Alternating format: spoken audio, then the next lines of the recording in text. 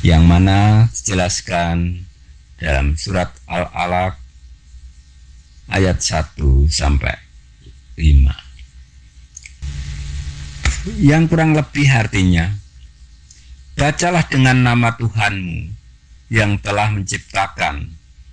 Dia menciptakan manusia dari alaqah. Bacalah dan Tuhanmu yang pemurah, yang mengajari manusia dengan kalamnya. Dia mengajari manusia apa yang belum diketahuinya. Berdasarkan dalil tersebut, marilah kita merenungkan Muhammad pada waktu itu beruslah di Gua Hira dengan tujuan untuk mencari, menemui, dan mengenal keberadaan sang Khalik yang sebenarnya. Walaupun dia tidak mengetahui cara atau metode untuk bertemu dengan Allah. Untuk maksud tersebut, akhirnya Allah memerintahkan agar beliau mempelajari proses awal mula penciptaan seorang manusia dari alaqah. Tentunya Muhammad pada waktu itu bertanya pada kolbunya, apakah hubungan antara proses awal mula penciptaan manusia dari alaqah dengan proses bertemunya seorang manusia dengan sang penciptanya atau Allah itu sendiri. Dengan kecerdasan yang dimiliki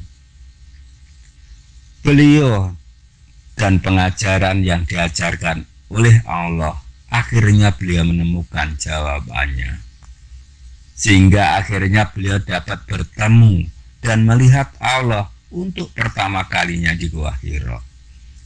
Kemudian sedangkan beliau selalu mendapatkan pengajaran dari Allah yang berupa wahyu-wahyu pada usia 63 tahun.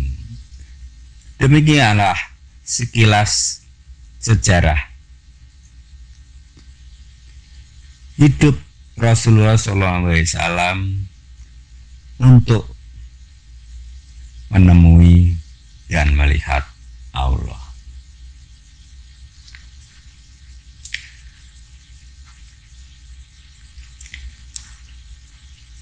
Hal ini sesuai dengan hadis qudsi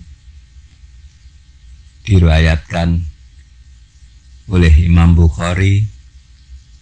Aku dahulu adalah permata yang tersembunyi.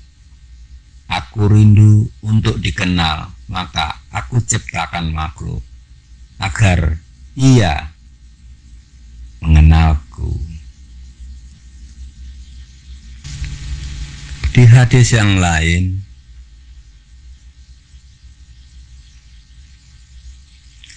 dalam surat Al-An'am ayat 64 telah disyaratkan bahwa proses bertemunya seorang hamba dengan Allah adalah seperti proses awal mula penciptaan diri manusia itu sendiri, yaitu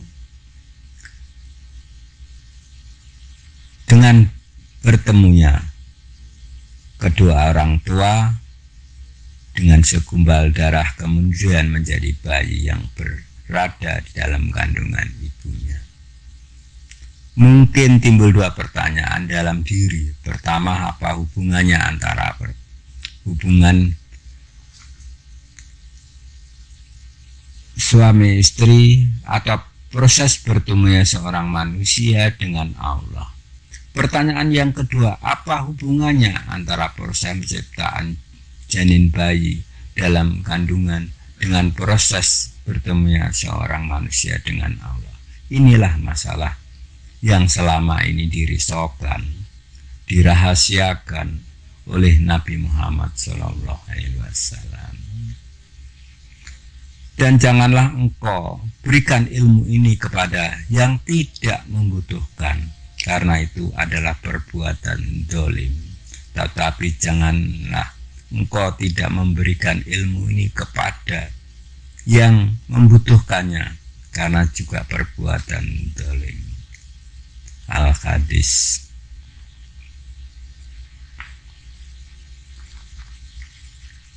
Berdasarkan dalil tersebut dapat disimpulkan bahwa kitab dan hadis ada yang disembunyikan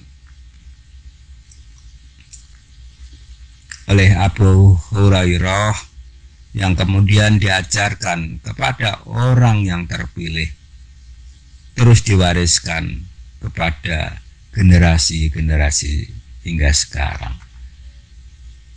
Sebagian besar isi kitab dan hadis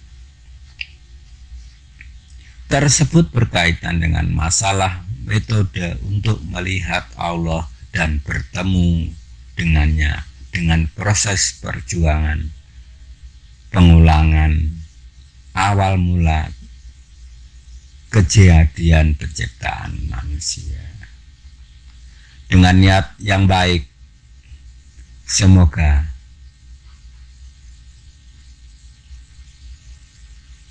hal ini untuk mencegah masalah tersebut dengan dasar Al-Quran dan hadis. Dan janganlah engkau sembunyikan kebenaran itu padahal engkau mengetahui.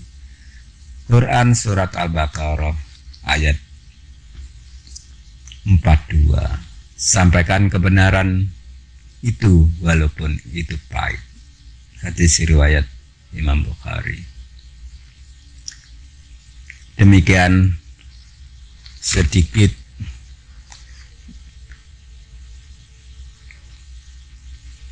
untuk mengenal aku dengan menemui dan melihatnya. Nasrullahi wa fatkur qariba birsil mu'minin. Allah romaita ijek romata walakina Allah haroma. Subhanallah walhamdulillah wala ilaha illallah wallahu akbar wala haula wala quwata illa billahi walhamdulillahi rabbil alamin.